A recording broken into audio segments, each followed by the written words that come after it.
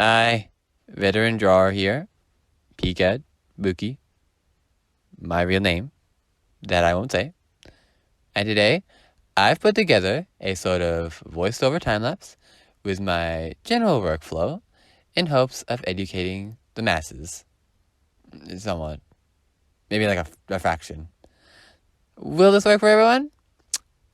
No. I'm not going to sugarcoat it. At the end of the day, there is no immediate fix of drawing going from bad to unbad. It's a long road of practice, study of fundamentals, and learning to enjoy your own work, eventually. I, however, can talk about what I do, and hopefully that inspires you or enlightens you on certain things that were just absolutely confusing to you, much like music theory is to me. I added a few bits here and there to the video when I was on call while drawing, just so that it wasn't as serious as just, this is a guide. I also want to preface this. I am by no means a professional in this industry. I've just been self-taught for a couple of years, so I figured I should just amalgamate all the knowledge I've surmised from YouTube tutorials and self-study into a video, or videos. I might make more if people want me to go in depth about anatomy, perspective, composition, whatnot. That I can think about it later. Moving on to the time-lapse, I first start off with the rough. My first step in drawing is thumbnailing and brainstorming the picture. It doesn't have to be as detailed as I'm making it look, just enough to get an idea of what the illustration will look like. It's also important to consider what's the illustration's purpose. Like, for example, a game or an art book, or maybe like a zine like that, or just how it's going to be presented. Is this something for fun? Is this casual? Is this something for business purposes? Generally, you can write these notes down in like a corner alongside your thumbnails. But for me, this illustration, this is just like a cute little thing for me. Just a cute little self-portrait. I generally do it in the corner of my piece, like right now, or do it traditionally and transfer it over to Clip Studio. Either work fine. I've had same results either way. It doesn't matter, as long as you get it down. Doing this lets you figure out a composition, even if you make a bunch of shitty ones. Example, you can have them all together easily and take apart elements from each idea. That's that's how I see the importance of thumbnailing, because then you can take apart those, as I said, take apart those elements, and as you do, you can decide a final concept with the elements that you actually do like, and you're like, oh, great. Of course, this isn't necessary. This isn't like integral. It definitely helps a lot, especially with composition. But like sometimes you can just like go as one and then like one idea, and then you're just like, oh, that's great. And if that works for you, great. I've done that a bunch of times.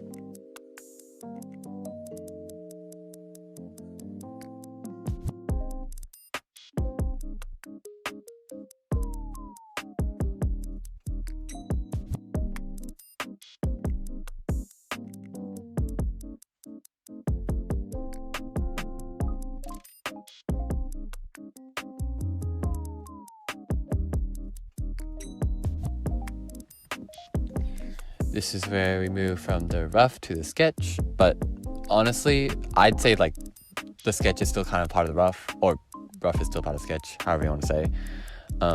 I just personally see it as if the rough, the thumbnailing, all that's for your compositioning and idea making, idea generation. Then your sketch is just you kind of getting down the anatomy, getting down the proportions, the body, how the objects will interact. So here, I just draw over the thumbnail roughly. This is where I get the anatomy down, as well as how the clothes will drape over the body. I would consider this still part of the rough, yeah, I said. And once this is done pretty quickly, I'd say, because I'm not doing like a full body. I'm not doing like a bunch of character illustration.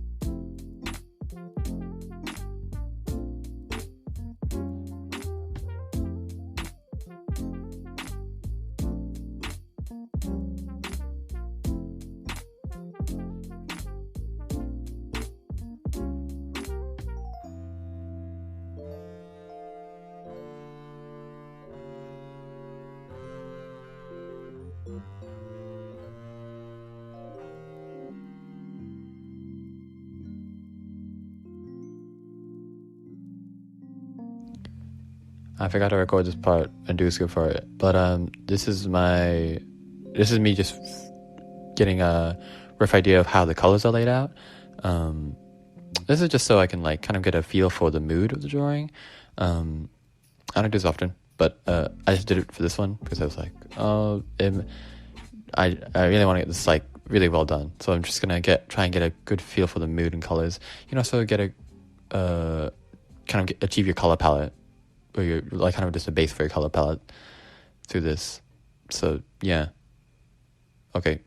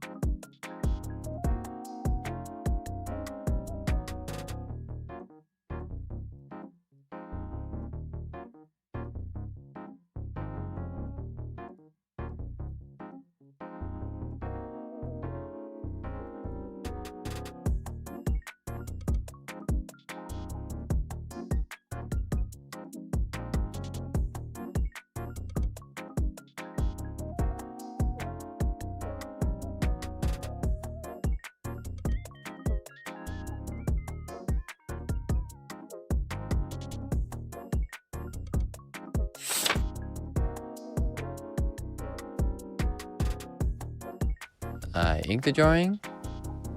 Nothing much to say here. Besides, maybe I'll say a few tips, I guess. Make sure to flip your canvas regularly, as well as to turn off your sketch layer to see how your inking looks.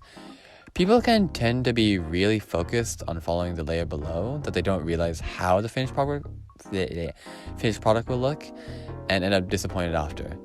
Another thing is to not leave your line weight to just pressure. Okay, I'll specify what I mean by this. Usually people tend to talk about like, make sure to turn pen pressure on, you know, add line weight, it'll make it look really interesting, yada yada. I think that works for certain styles. I don't know if it's like wrong to say this, but like very Western styles, not all Western styles, but it is a lot of Western styles, they'll use lots of line weight, lots of like varying and all that. And so yes, it might work for your style, but it doesn't work for everybody. Know that. So I for my own artworks, I tend to keep my line weight very consistent. And I do this by just switching my brush settings. I'll probably show up on the screen how to do that. Just a quick few sliders that you can just push up and down, and then you're good. This works pretty well for me. Of course, it might not work well for you, and etc. etc. There are some artists that don't even use line art at all. They just go straight painting, and you know what? That's pretty cool too. I also add, even if you still do very fixed line weight, but you still want to add a lot of some thickness to parts of your drawing, I would recommend just going over it with your own inking line, like that you already have, rather than just like, you know, doing the whole change my pen pressure, to get that really heavy G pen brush. Like, no, I think there's a lot more control, and even if you're just like, it's so hard, you can just control V. Like, it's easy as that. Everyone does it. Don't worry. Even the best artists will control Z for hundreds of times on like a single thing. Like, don't worry. Like, come on, confidence, bro.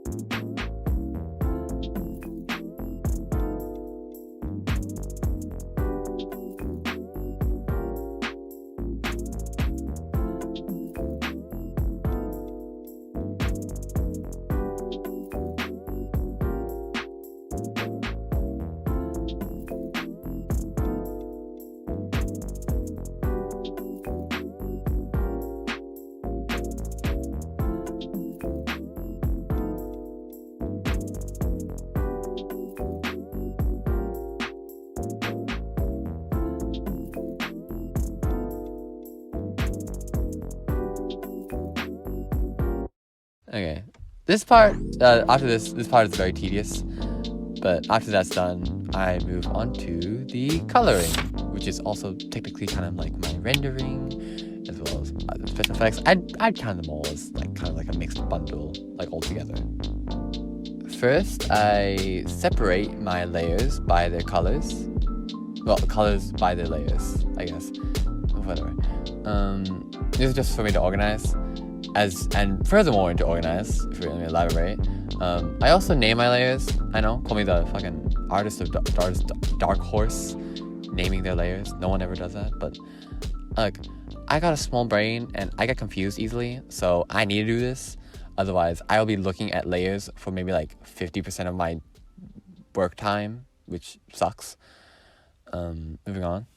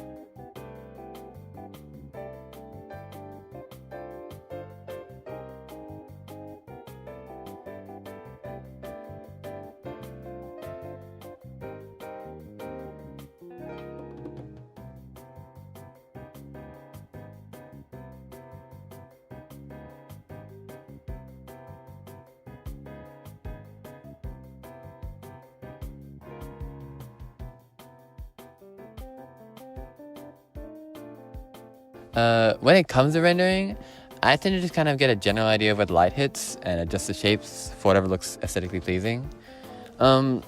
Is this recommended? No, I would not recommend it to you, even if I'm doing it. Look, even I make mistakes, okay? I'd recommend using references, even if you're experienced or not. And even more so if you have no experience with like rendering and like rendering a form and all that. Because I'm gonna tell you, it's hard. And like if you get a reference, it makes it 100 times easier, and also it'll make it more convincing.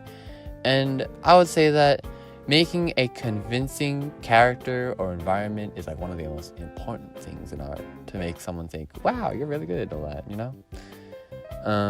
Yeah. If you want resources, I believe that Clip Studio's 3D model is a very good source. I think you can add light to that, I believe, as well, if your PC doesn't explode from it. Or Sketchfab. I've heard Sketchfab is very good. I will link Sketchfab maybe down below. I don't know. Yeah, if you can't find references for that, there you go. When I render, I try to keep my shadows very simple. When people recommend like, oh, paint in big shapes, they mean it. Like, it makes the whole process a lot easier. Rendering with big shape first, and then slowly kind of adjusting it for the details is way better than just like going into those little details first that you know there's shadows there, but like you don't know for the rest. Like, it's way better to just do big blobs, because easy to understand, more cohesive to the viewer, etc. Yeah. Well, actually, before I added that shadow, I added a bunch of color variation with textured brushes. Your color variation, you won't realize it, and color variation texture, you won't realize it, but they'll enhance your drawing quite a bit. And like, you know, adding noise filter, that's a form of texture building up. And, you know, like, let me appreciate your texture, let me appreciate your coloration, because it may seem small, but it will definitely help out, like, when the illustration is finished. I do the face first because I feel that when you shade your focal point properly, or your face, usually the focal point is the face, that's why I mainly went face, but when you shade it first, and you shade it well, you can get a good idea of like how everything else will be shaded. Try to keep your light sources in mind whenever you render and shade. For me, it was specifically in like this like top left area, I think, as well as like in the middle of my chest with the whole sparkly thingy. What is that, you're gonna ask me? I don't know, I just think it looks pretty. And I remember to paint and render with that in mind.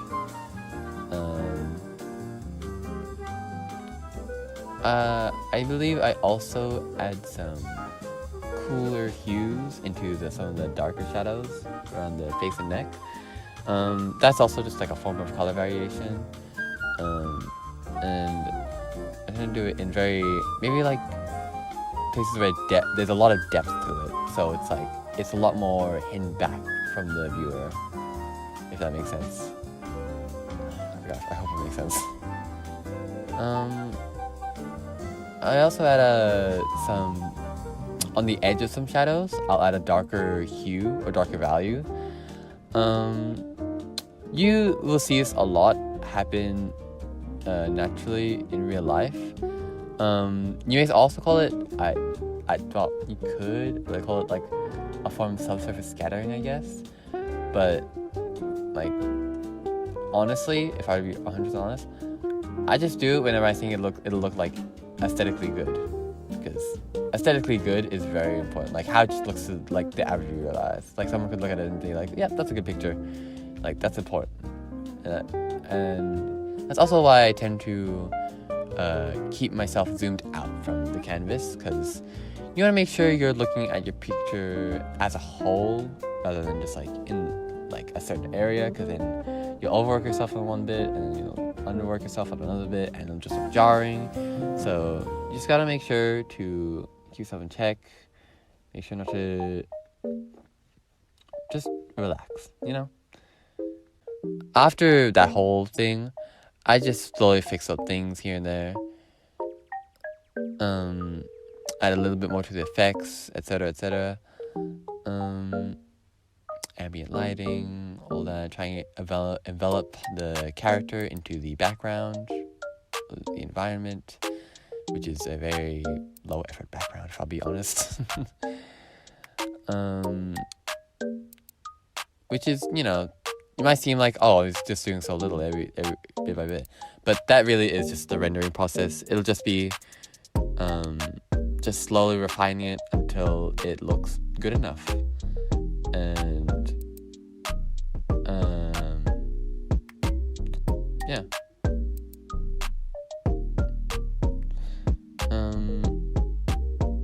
I do go back and repaint textures and all that, and like it's fine to paint over. It's fine. That's what I want to say. It's fine to paint over. If you see a mistake and you feel like you keep working over it and it just doesn't work, just paint over it. I know it's gonna be heartbreaking, but just remember you can do it again, and you'll find that you have a lot more understanding of something, and you can tackle it better. You know, like don't let it get you down. You know, like you ever heard that saying? It's like, what is it? Don't be you can polish a piece of shit with glitter all you want, it's still gonna be a piece of shit. And what I mean with that, I'm not trying to call your art piece of shit, but I'm trying to say that if something looks bad and you try to like work with it even though it looks bad, it's not gonna work out. You gotta make sure your fundamentals, your foundations are just as good as when you get into like the big things and all that, which I'm not in. I don't know why I said that. Yeah, and hopefully after this I will be done by then, or after a few minutes, I guess.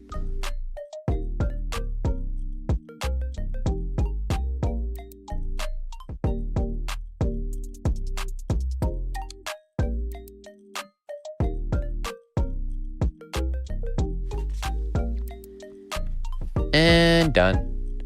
Signature added, and the final product is done. Yep, that's how I draw most of the time. I might use different brushes from time to time, but this is a general idea of how I make a finished illustration. Again, as I said before, take everything with a grain of salt. This video isn't the end all of art things. Like I can go and make fucking, I don't know, Statue of David or something. Like, no. This is just a word of advice. A bunch of word of advice from a guy that's studied a lot in his own time. Maybe not to the point of being a professional, but enough to be called a guy that is a veteran, I guess. There's a million ways that artists will do lines different from me. There's a million ways artists will do color different from me. There's a million ways artists will do the whole work process different than me. It really is just come down to like your own sense of style, what you like, what you enjoy. If you have any questions, comment. If you want to say I'm a stupid bitch because I actually hex code color number 69 out of 69 420 is actually ideal for this because I am study fine art major PhD. I'm better than you. Comment down. Yeah. If you think I'm sexy, also comment about how sexy I am. Do it. If you like this video, like it too. Yeah. And I might make another video. I don't know. It's like nearly 5 a.m. right now. It's just gonna be a 3 hours recording of me yapping about Minecraft badminton of all things. Don't worry. Okay. I will be editing this, but I'm totally down to edit and keep this entire 3-hour recording of you talking about Minecraft badminton. Like, I nothing's feel like stopping you me. are gonna just. I feel like you're just gonna cut a little bit of me explaining quadrants, and then just. What? Keep it to Okay, why can't I? yourself. Okay, here's the thing. Why can't I put both? You know. Fair enough. Yeah. Go ahead. You Do a should. badminton. Would you like to take a whole Video. video? Would you like to spend like a whole bit of data of my sword to talk about Homestuck? Actually, don't do that. Actually, I realized that I'm gonna be the one listening, and I was like, oh fuck, wait. Do not make anyone explain the Homestuck lore. Do not. Yo. That shit insane. And there's a Homestuck 2, and I haven't even caught up with Homestuck 2 yet. Homestuck 2! So mean. I had to do chemistry and physics. Lame. Loser. What a nerd. Look at this Fuck. nerd. I literally, I was like, I made sure to not do these subjects in high school, and now I'm gonna do them anyways. Just kill yourself already, bro. Jeez. Ah, the easy solution. No, you can't be like me. No, you can't be like me either. No, but I basically invented it. Oh. Killing yourself? Yeah. Guys, we're What gonna if I be plagiarize? works at the end of this year. What do I fucking AI generate? Your AI generated. No! Look, it's like- Little printed out boy. What the fuck? I've got That's right. volume. To what? My ass?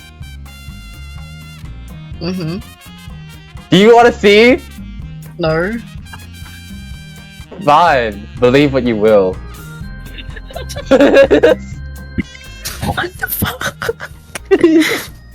He's bullying me. He's bullying me. What? How am I bullying you? I'm getting bullied right now. No, you're not. What do you mean? You're gaslighting. I'm not gaslighting. Yes, you are. You're gaslighting. But yeah, tell me what gaslighting is, right?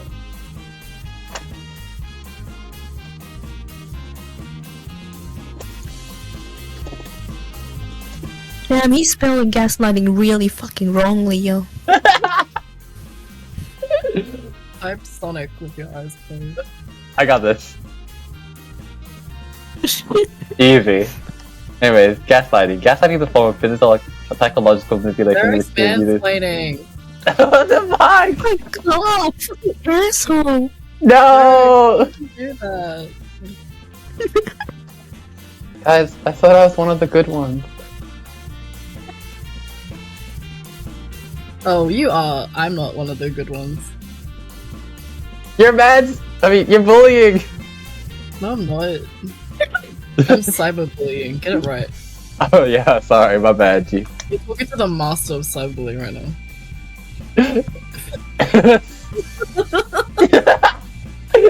I've actually been recognized by cyberbullying. I'm on your fucking Tinder bio, master of cyberbullying. Wink. I mean, yeah, I'm really fucking good at it. So.